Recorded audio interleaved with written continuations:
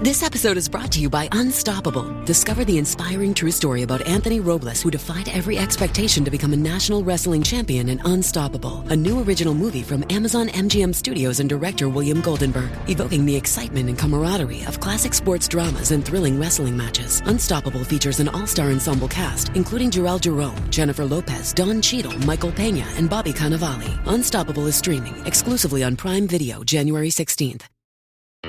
Kroger Delivery has one mission: to deliver the freshest food right to your door. That's why our drivers are pros. Our trucks are refrigerated. And when it comes to low prices, we always deliver.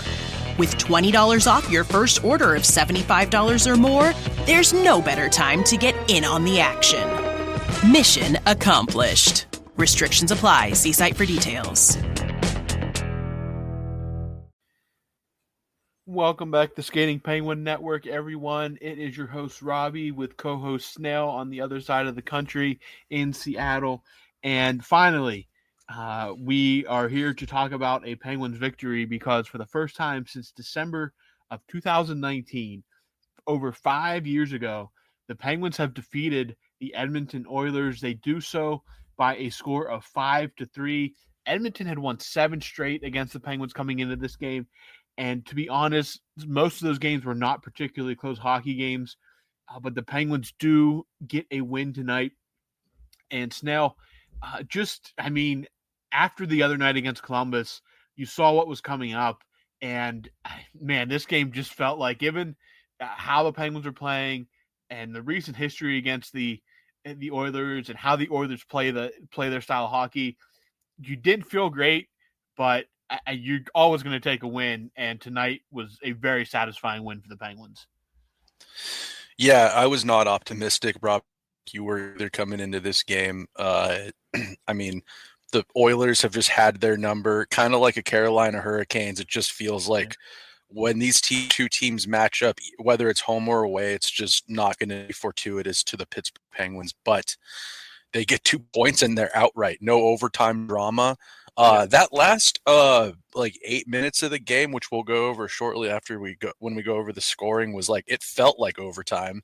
I can't believe. Can we just talk about kudos to the Penguins, thrilled to take 2 points away from this matchup, kind of making up for some of the overtime blunders in recent games. But dude, Connor McDavid, Leon Draisaitl, Evan Bouchard, Ekholm, Nugent Hopkins, they stayed out there for 3 minutes.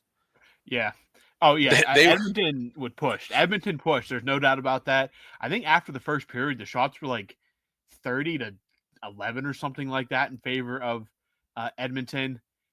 But, yeah, they just pushed and pushed and pushed in that third period. They got a power play, but credit to the Penguins, just held on. Alex Nedeljkovic was excellent in this one. He faced 43 shots total, stopped 40 of them. Stuart Skinner definitely gave the Penguins some help on the other end, being not very great tonight. But, yeah, Edmonton just comes at you in waves. There's just so much scoring talent there. You wonder how they aren't converting on almost every power play opportunity they get. Right. So much talent on the ice. I know those they don't even have a second unit.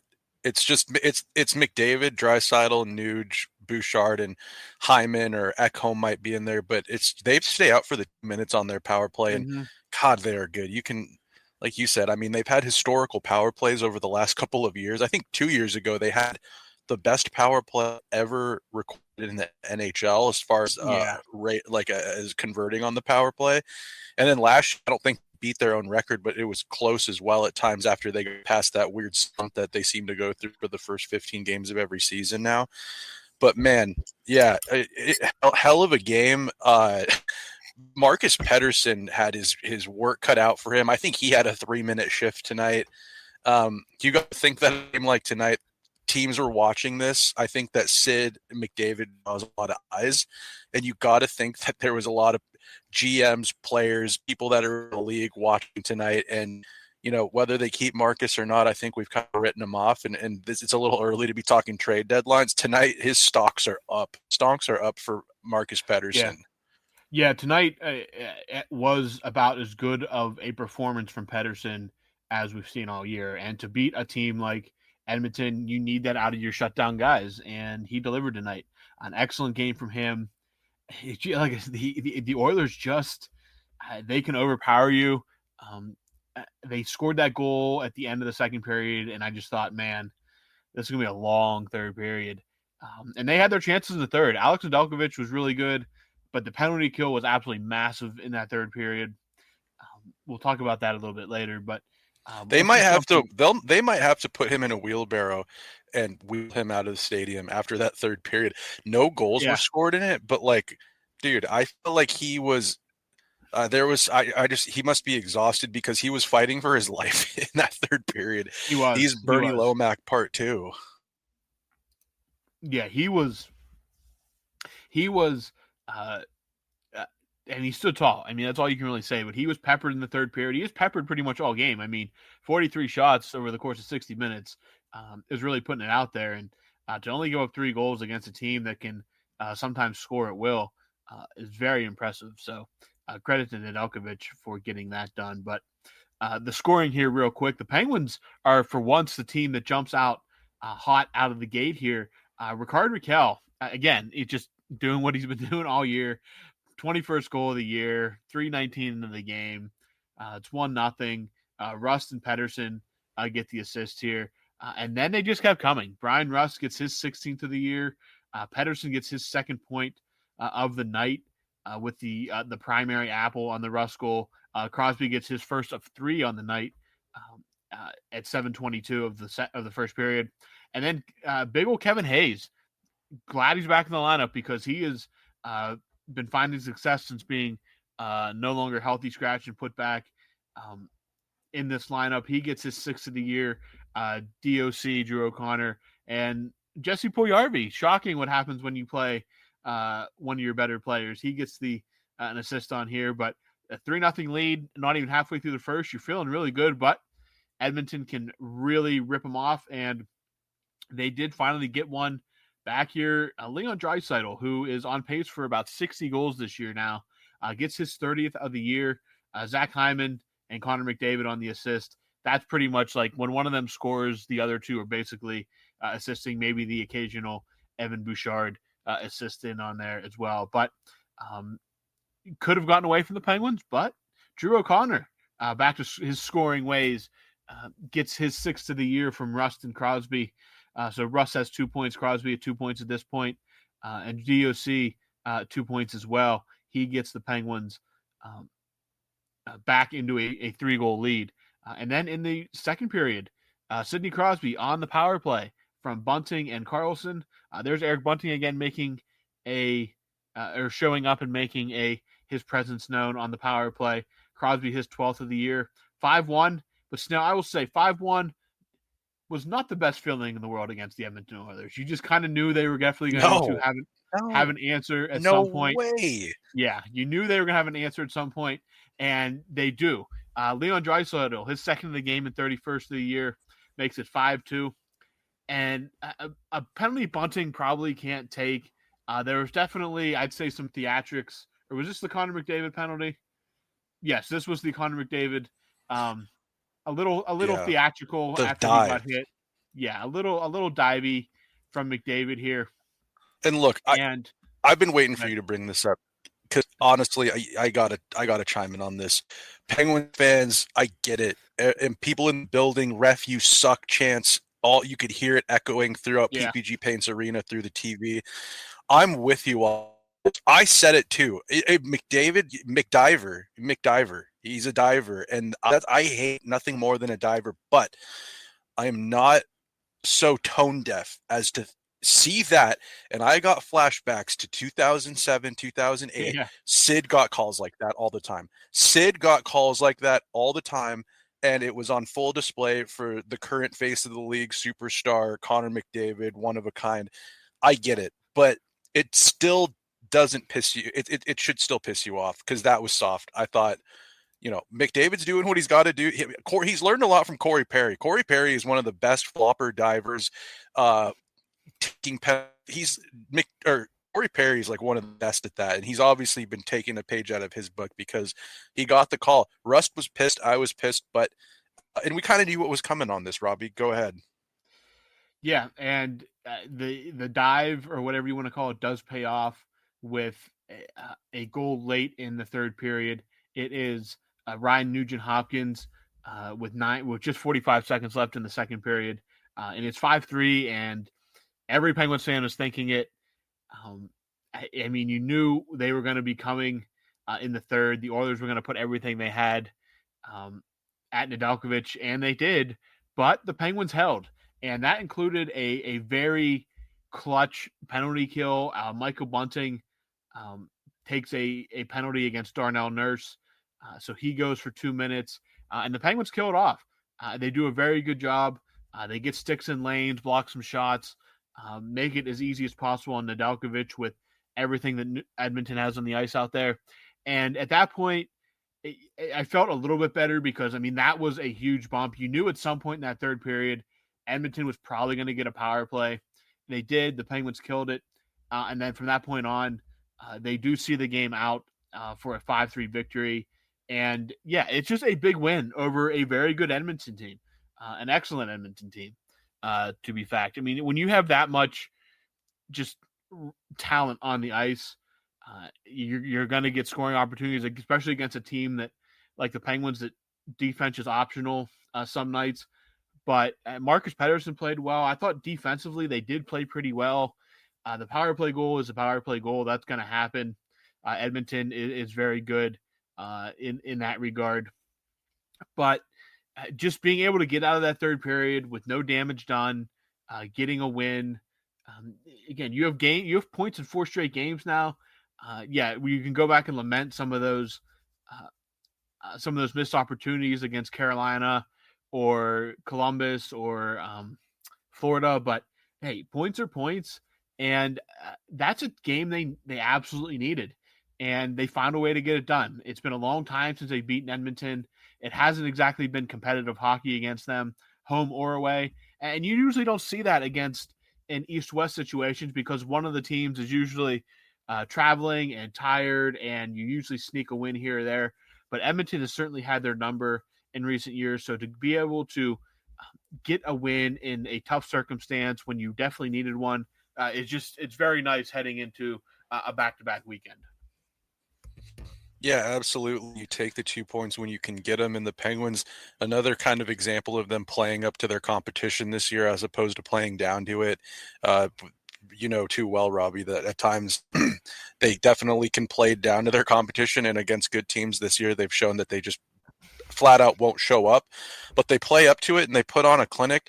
I will say that, like, you know, as like I said, you'll take the 2 points no matter what. But there was some desperation in the Penguins game tonight, and the Oilers are amidst a road game. I don't think they've lost very much. I think they've been dismantling teams as they're out east right now.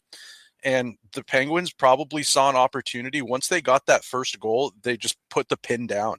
Just keep the pin absolutely down and don't let up on it, because once that first one went in, and then they weren't really exchanging opportunities, and it was definitely up and down kind of. They didn't seem super dangerous, and I think the Penguins saw an opportunity. I'm sure Sid was a part of it, saying, "Let's keep this going," because, like us as fans felt, no lead felt safe. So, good on the Penguins for taking advantage of a team who wasn't expecting the desperation. And 2 points is 2 points. You'll take it. Probably nice for Sid to get the win and go in there and kind of, you know, be like, this is still my league. You know, this is still my league. I'm the captain of the 4 nations and probably the Olympic team. And I don't know, it's got to feel good, because it certainly feels good as fans. Yeah. Crosby, 3 points tonight, a big performance from him. He moves up into, I believe it is 9th now in scoring all time. So just another, 9th all time. And now the next time that he moves up this list, he will do so as the Penguins all time point scorer. The next guy on the list is Mario Lemieux. Crosby sits at, I believe this was after the second goal. Or the second point. So I believe he's at 1643 in total points. Mario sits at 17-23. So an 80-point difference between the two. Not going to happen this year, obviously, unless he would go on some just ungodly supernova run to get there. But he's not getting there this year. But next year you have to think he's going to pass Mario next year, and then Yzerman, Marcel Dion, and Ron Francis are all under 1,700 or all under 1,800. So there's going to be more to come, more moving up the list for Crosby. Obviously, I think 2,000 is doable, but he keeps racking up. He keeps racking up points. It's pretty remarkable what he's able to do, and it's just a special hockey player that we have in Pittsburgh. I know we say that all the time, and we've said it since 2005, but it's the numbers become just gaudy at some point when you look at him, and that he's still doing this at this level and doing it on a night where he's going up against the guy that has kind of been compared to him. The McDavid is the next one. Crosby was the next one, and now McDavid is the next one. So to go out and do that tonight against McDavid, a pretty special performance from Crosby, and he's really hit his stride after a slow in Crosby's terms, a slow start to the season. But overall, Crosby great tonight. Rickard Rakell great again. Brian Rust, he's Brian Rust. What more do you say at this point? Nedeljkovic good consistent. Defense. Brian Rust is just consistent. That's all he is. He just straight up consistent. Still on pace for that first 30-goal season. So hopefully he can keep stacking that and for real. Jinx it. And keep stacking those goals. So he'll get 29 goals, and then he'll have a shot block hit his hand, and he'll be out until for weeks, and he won't get it. That's what seems to happen. Or the legal shutdown. Or the legal shutdown again. Was on pace 5 years ago, and then the league shut down, and he never got it. That is very true. But no, the Penguins, they go tonight, a tough opponent. Yes, it's at home, but you get the job done, and really that is such a relief to be able to get this win and kind of get back on track here. Yeah, absolutely. And man, it was they had the lead the whole game, and it just never felt safe. And looking back at it, we should have just been able to kind of be like, they get this, but we know Penguins, the Penguinis, as Bork calls them, right? We are the Penguinis. We nothing easy on ourselves. I had one little note that I wanted to bring up. Man, Corey Perry is still an everyday player in the league. I love Corey Perry. I always thought, I rant and rave about my love for Jarome Iginla, and I just think that he was like a perfect player for Sid's line mate. I think one of the guys that I never really bring up too much that would have been, God, what a miss it was for the Penguins to try to pluck him at some point. I thought Corey Perry with Kunitz, the Anaheim connection, I always wanted that guy playing on the Penguins at some point. If there was any way to get him out of Anaheim and stick him on Sid's line for the twilight of his career. But anyways, watching him tonight, I was like, man, he's like a dinosaur out there. That dude has played a lot of games. I think he won that cup in Anaheim his rookie year. So, and that would have been like that 05, 06. I always forget the Canes won one in there 1 year. Yeah, it might have been 07. It might have been, it was the year that the Penguins finally broke through and made the playoffs, but Ottawa routed them.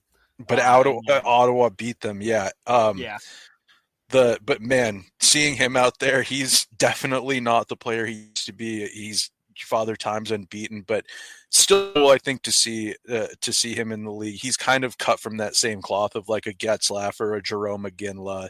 I don't know. He's still doing it, and God, he's won one cup, but hasn't he been to like 4 cup finals and lost? Perry? Yeah. Yeah, he won the one cup, and then he lost in Dallas. A long time without because he was in Anaheim all that time. And then he was with Dallas when they went to the cup final in the bubble.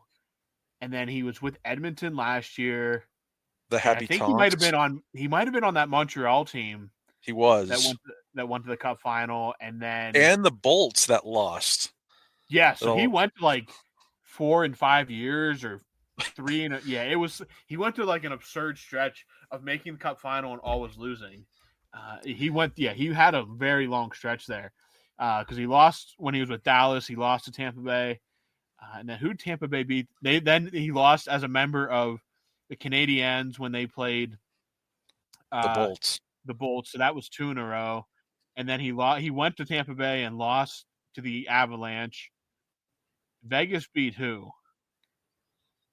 Florida. Was he on that? Florida? No, he wasn't on Florida. But then Florida beat Edmonton in Game 7, and he was on that. He went to 4 and 5 years and never won and didn't win any of them. I mean, that Anaheim team could have seen another Stanley Cup at least visit. Yeah. He probably could have added another one, but unfortunately during that era, it was the Kings, it was the Blackhawks, it was the Canucks. Like that, good luck getting out of the Pacific back then, or just out of the West in general, because it seemed that the Cup was being won it was either Chicago or LA rotating for a number of years there. Yeah. And the Vancouver Canucks were good too. It's like, geez.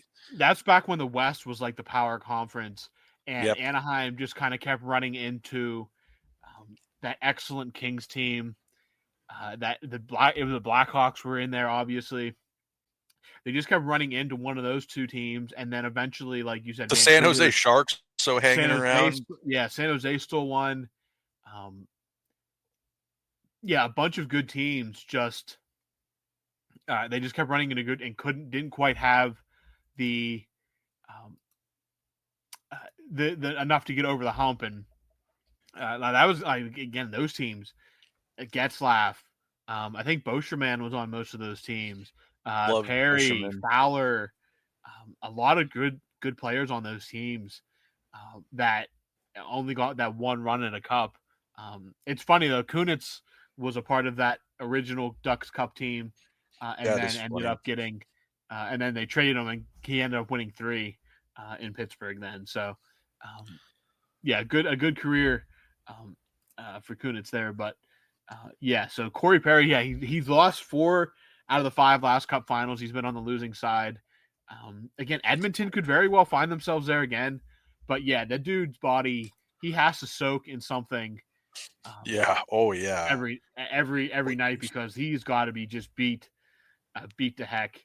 Well, he's a big boy for one, and 2, he doesn't play like he's not a water bug out there. He's made his living around the net, taking cross checks, stick in the mouth, like you name it, getting hit by pucks. Like he he plays an ugly brand of hockey. So he still plays roughly the same way he's played his entire career, except definitely some steps slower now. He's not less ice time. He was less ice time, but he still puts his body out there, so credit him for hanging around all these years, while the rest of that team is pretty much sailed off into the sunset now, outside of like Cam Fowler, and boy, him and Fowler might be the only 2 that are still in the NHL from that. Fowler wasn't on that team yet. I think Fowler was a little too young still. Just from those years of play, it was like Fowler, Gibson made the playoffs with them astoundingly, if you'd believe that in this day and age. Gibson it's like those memes. It's like back in my day, Gibson used to be a quality goaltender that made the playoffs. Adam Henrique. Blowing through this real quick. Just looked up here real quick. I really think he might be the only active one left. Adam Henrique? Henrique was in New Jersey. He was in New Jersey, yeah. Both Niedermeyers were on that team. Oh my God, they were out of the league so long ago. Penner doesn't still play, does he? No, Penner doesn't play. No, I think he is just going through unless somebody's active over in Europe, he is the only one that is still active from that 06-07 Cup team. Yeah, he is the only one. Getzlaf was probably one of the last. He retired 2 years ago? Getzlaf last year was 22. So this is his 3-4. This is his 3rd season gone. Okay, so it's already that. Andy McDonald was on that team. That's a different Andy McDonald. Never mind. Is that Travis Green was on that team. Travis Green, is that the coach of the Vancouver Canucks and now the Ottawa Senators? Travis Green, former Leaf Travis Green. It is. Oh my God, that is Travis Dude, Green. I'm gonna try to show this here. Look at that greasy mullet. Hold on, let me see. Let me switch over. Oh, yep, that he kind of looks the same. Like he looks exactly the same. His hair's a little shorter. His hair's a little bit shorter. Beauchemin was on that team. Like I said, he's been retired for quite a while now. You remember who the goalie was? JSG. Yeah, Jiggy. John Sebastian Giguère. I didn't. Golov was their backup. Was on that team. Bruce Golov was the backup. Sean Thornton was on that team. Yeah, I saw that Thornton was on that team. George Paris. Yep, I didn't know he had a cup. Honestly, for someone who liked the Ducks when I was younger, I didn't remember Paris being on that team. They had some tough. They had Jackman, Thornton, Paris. Man, the West used to be just like good luck coming back home unscathed from coming through a California road trip. I think that like Solani was on that team. I think that like Getzlaf was like the last one still standing outside of Perry, because I'm looking what year did Kunitz retire? Nope, Kunitz retired before COVID. No way Travis Moen retired long before that. Both Niedermeyers were well gone. Paris, he retired in 2014. So I don't know how in the world we're talking about the 04-05 or the 06-07 Anaheim Ducks. But before we do get too far out of control here, I don't know if you saw it, but before the game, the NHL announced the Penguins quarter century team. I saw it. They're doing this for every franchise because it's 2025, quarter way through the 21st century. The Penguins, I thought were pretty straightforward, the picks. I really don't think you can argue with it. They did first team and second team. The first team is obviously Crosby and Malkin, and Jake is your third forward on the first team. Your two defensemen are Sergei Gonchar, Chris Letang, and your goalie is Marc-Andre Fleury. No qualms. No qualms with that. You can't argue with that. Second team. Now, again, these are all mostly recent players except one. Your second team, Phil the Thrill. Quite an impact in Pittsburgh. Cooney, you can't argue with Kunitz. He was no, absolutely not. Yeah. And then one that I didn't know if they were going to put on. Was it Dumo? No. So forward. I didn't know if they were going to put him on because he was early in the 2000s and he only really had one or two good years, and it's Mario. Yeah. I honestly thought you could have put Brian Rust on this list. I thought you could have put Patrick Hornquist on this list. Mm-hmm. Bonino wasn't quite here long enough. But again, a honorable mention, I think you would have got Bonino. Your second team defensemen were Dumo and Brooks Orpik. And your goaltender was Matt Murray. Yeah, for the goaltenders, there really wasn't another option, I thought. That was... No, I mean, you have to, Fleury was an obvious choice because of everything. And then you had, if you weren't going to put Vaucoon or something silly like that. It had to be... What if you put Louis? Oh, yeah, with a little... Spicy pork and broccoli. Spicy pork. If you look at what Matt Murray did, I understand the window is small, but he was the best goalie on the planet Earth for 2 playoff runs. I mean, he was. You don't win those cups without him. The Game 5 and Game 6 against Nashville is maybe the greatest 120-minute goaltending performance in Pittsburgh Penguins history. He was you weren't scoring on him in Game 6. That game could have gone 8 overtimes, and I don't think Nashville was scoring in that game. And then, I understand that, yes, it sucks the way it ended, but you have to put him on there. Kessel and Kunitz are obvious ones. So is Dumoulin and Orpik. Orpik was, the main forward piece of, this new generation. Gonchar was a massive get for Pittsburgh. Letang is probably a future Hall of Famer. Yeah, Crosby, Malkin are easy ones, and Gensel, an obvious one as well. Mario, I was just the window was short again. I thought like a guy like Rust or Hornquist, and they didn't win him when they weren't winning anything when he was a part of team. He came back in 2000 and he was really good for that half a season he came back when they went to the Eastern Conference Final. Oh, he was on fire, yeah. Was great, but that team just they went to the Eastern Conference Final, but they did nothing. The franchise almost folded after that. Again, not Mario's fault. Mario was old and he had no talent around him. But it's good to see Mario get on that list. But yeah, I could see the argument. Russ. I thought you could have gone Russ just because he is he embodies what it means to be a Penguin.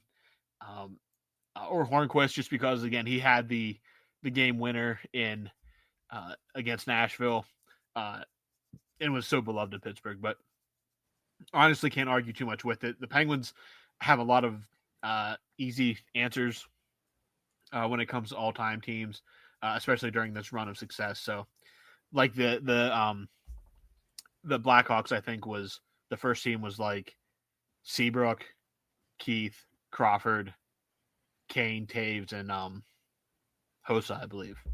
So no arguments there. Yeah, I mean you can't. Some teams are super simple, some teams aren't. But yeah, I thought I wanted to make sure we talked about that because it's kind of a nice little homage to Penguins history there. And yeah, no, there's some interesting forwards you could make just for conversation's sake a case for. I mentioned him, but Sheary was a pretty impactful forward for a number of years. Yeah, absolutely. Hornquist, beloved, could play up and down the lineup, scored big goals. Yeah, that HBK line, their impact, that one playoff run they had, they were the best line that the Penguins had, and they were just key in solidifying not just one but both of those back-to-back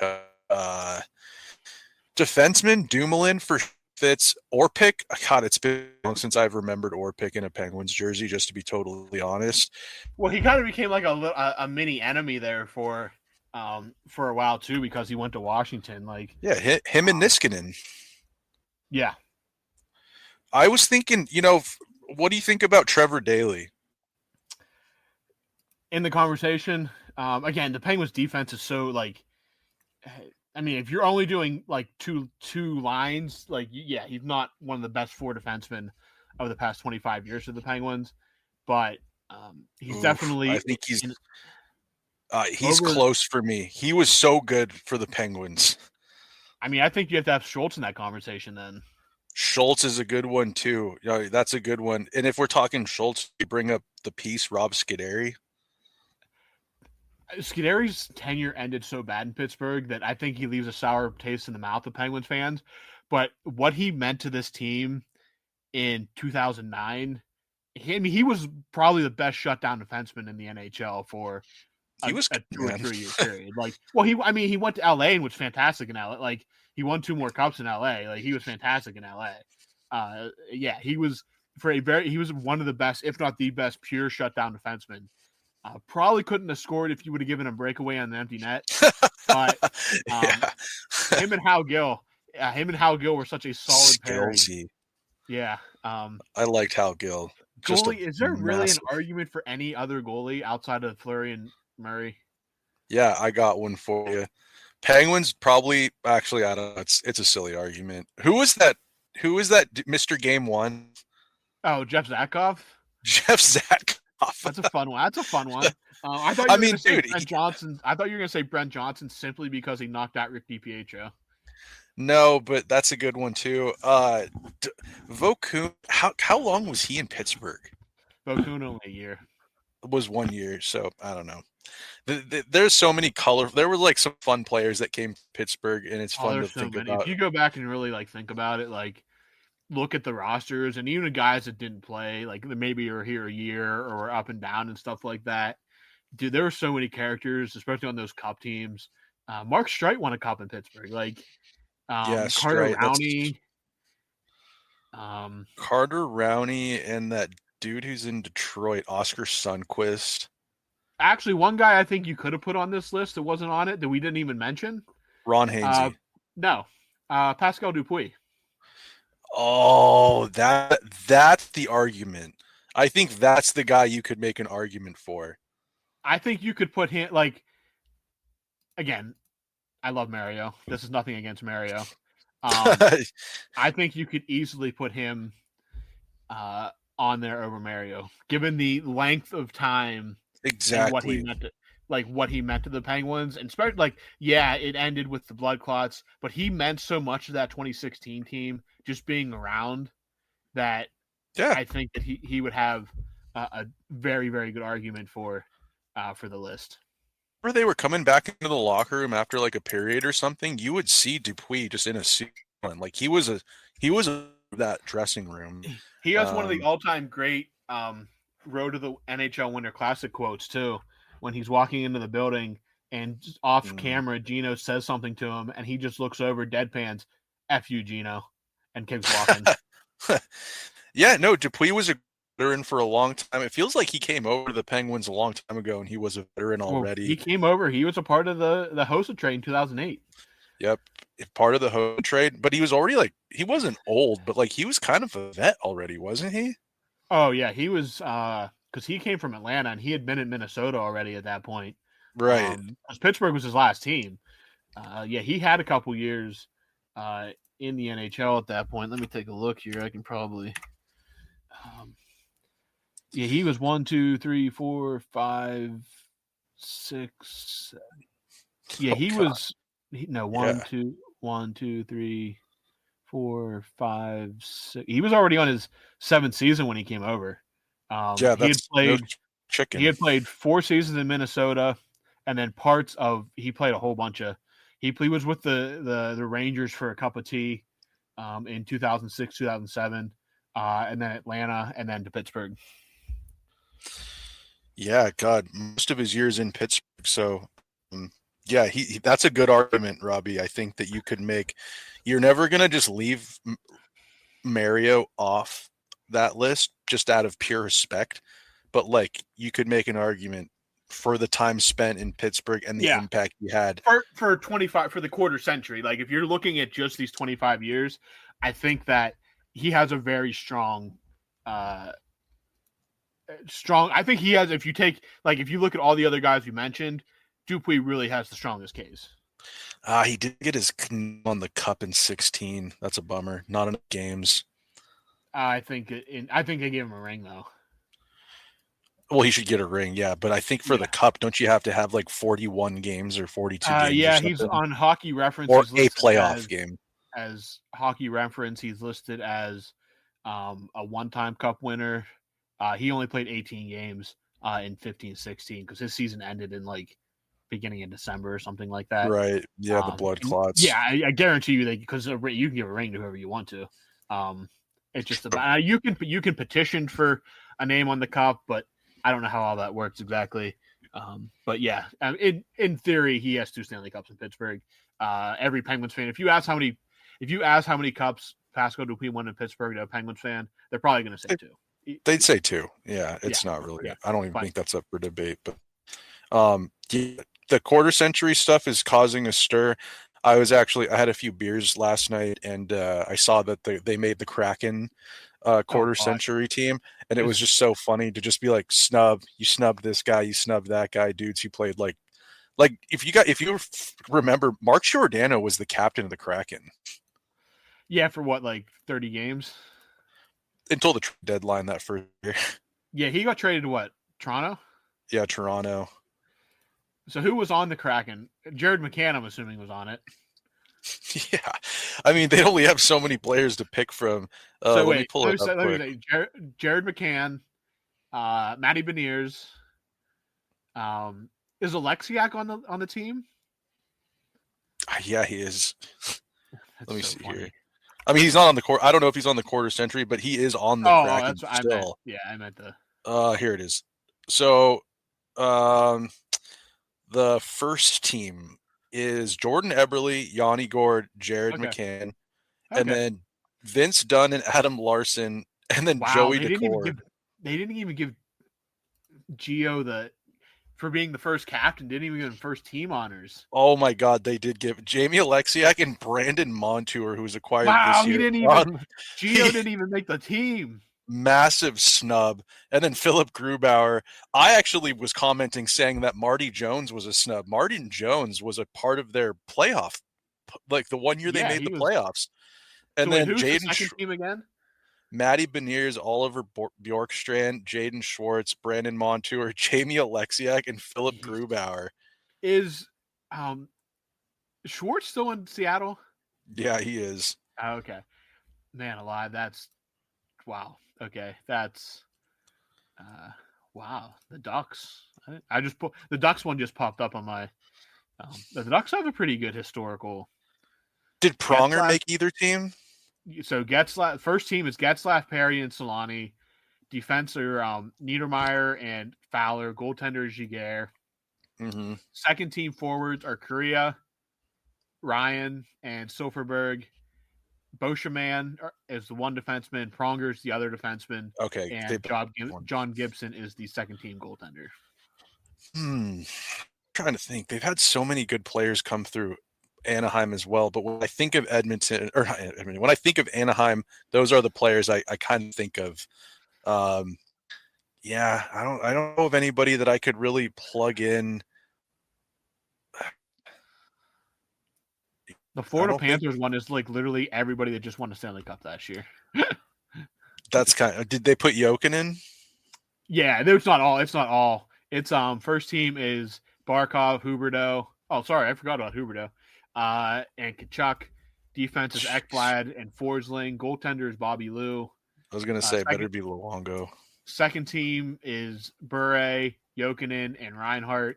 Defenseman is Jay Bouwmeester and Robert Zvela, and Bob is the second team goalie.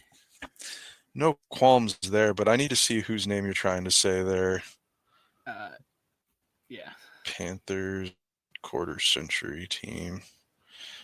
These are fun to come out. I'm glad that they're. Yeah, I didn't even know they were doing it until I saw it pop up in like last week. Gustav Forsling, and then the next one was Robert.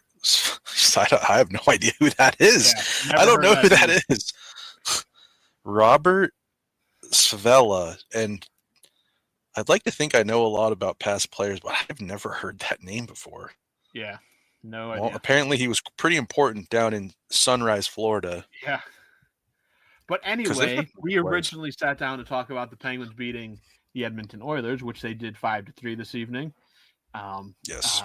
Let me run through here real quick. Raquel, Russ, Hayes give the Penguins a 3-0 lead. The Oilers do fight back, but O'Connor and Crosby end up scoring, and then the Oilers, while they did try to force their way back into it, Alex Nedeljkovic said, no thank you, and the Penguins beat the Oilers for the first time in over 5 years. So 5-3 in this one. The Penguins are off on Friday, and then a back-to-back set, both at home. Ottawa on Saturday at 4:00, Tampa Bay Sunday at 5:00. So we need to talk about this. We need to get into just a quick this upcoming game. Ottawa Senators don't Linus Ullmark, and that is huge for the Penguins because they got the firepower when they get the chance to put it in the net. And you've got some guys are hot right now. You've got Raquel, who's hot right now. You've got Sid's finding the back of the net again. Never had a problem with the score sheet, the puck actually in the net. He has not been so easy to him over the month of December. So, I mean, this team, though, is going to be desperate you're playing against. Much like the Penguins were the more desperate team tonight against the Edmonton Oilers. The Ottawa Senators are going to look a statement to the Penguins, and what they've got young, spunky players that can also score. They're quick, they're fast, man. They're fast. I don't know about their decor, but they're also physical. That Brady Tkachuk, he's their captain. He is the head of the snake for that team. I mean, he's going to be looking to make an impact early. It's going to be so important for the Penguins to get off to a hot start and just put the pin down, much like they did but it's probably going to be a little bit of a different feel. This team's going to be equally as desperate. They're going to be looking to put the pin down as well. Who do you start? I think you ought to go back to Ned. It's Ned a back-to-back Tampa here, with so you're gonna Jari. get both guys. I think you got to go with I mean, I think the points against Ottawa might be a little more valuable. I agree. So I think you go with the guy that played well tonight. I mean, he had 930 save percentage, 40 saves on 43 shots. To me, it's Ned to Saturday and then Jari on Sunday. I love that. I think I'm going Ned too. Boy, I feel like if I was looking up and down my bench and I see Ned and Jari for the backup, is there another guy? Is there potentially a third guy available for that game? Because I mean, I think points are so important. If you want to do the right thing, I'm going Philip Larson against Tampa Bay. I just don't see the Penguins doing it, but yeah. I don't think Dubas has the cojones to pull him like that right now. And what a statement that would be to Jari, being like, actually on the back-to-back, we're going with the dude in the minors as opposed to you. Sheesh. What about, quickly before we wrap this up, Robbie, lineup adjustments? I really like what I saw out of Puljujärvi. I don't think we've ever seen a game this season that we hated out of that guy. Line of Hazy, O'Connor, and Puljujärvi, they were very effective against the Edmonton Oilers. You got to think Sullivan is so stubborn. He doesn't like to change his lineup when they're winning. You hope to see that same third line again, right? Absolutely, yep. And as far as the fourth line, I like Achari being a wing as opposed to the centerman. But man, is Matt Nieto really outplaying like some other younger guys that you could find a spot for? Like, is there something that Nieto really makes the safe play pretty often for a limited amount of minutes he plays. I get that. Yeah. But sometimes just for that, like, I don't know. Maybe I'm overthinking it. I haven't understood the Nieto thing for a long time, and I've made that very clear on here. Yeah. But I'm looking – I mean, Tomasino's injured. I think Puljujärvi's been the guy I've been making a case for. That you're trying to tell me that Puljujärvi is outplaying a guy like Nieto. I have a hard time believing that. Gosh, yeah, I don't know. Maybe just keep things the same and hope that they roll it over because Ottawa's going to be coming out guns a-blazing. They smell blood in the water. They were in the playoff spot for like a quick second. They were. I don't know if they still are or not, but yeah, I don't know. It'll be interesting to see. I wouldn't mind seeing a bit of a shakeup. Not so much a shakeup, just a plug and play on the fourth line. Give someone give Boris Kachuk a call. Yeah, absolutely. We're still going to hammer that drum until it happens. Or like, gosh, is Tristan Rose going to get a look? I mean, we've been arguing for Bros too, so. I think they played the Marlies recently. I wanted to give a little bit of just a little shine to the. But anyways, never mind. Yeah. Anyways, Robbie, I think that's all I got for this one. We got a back-to-back this weekend, which is awesome. I love nothing more than having a calendar full of hockey games, and they're big games. I mean, Tampa Bay, they're in a card spot. In Ottawa, they want to put a nail in the Penguins and try to make their life as hard as possible and keep them from. They're fighting for the same spot, so it'll be really interesting to see. Yep. All right. So if that's all Snell has. That's all I got tonight. The Penguins beat the Edmonton Oilers 5-3, a home back-to-back this weekend, so something fun to look forward to. Stay warm out there, everyone. We will talk to you guys this weekend.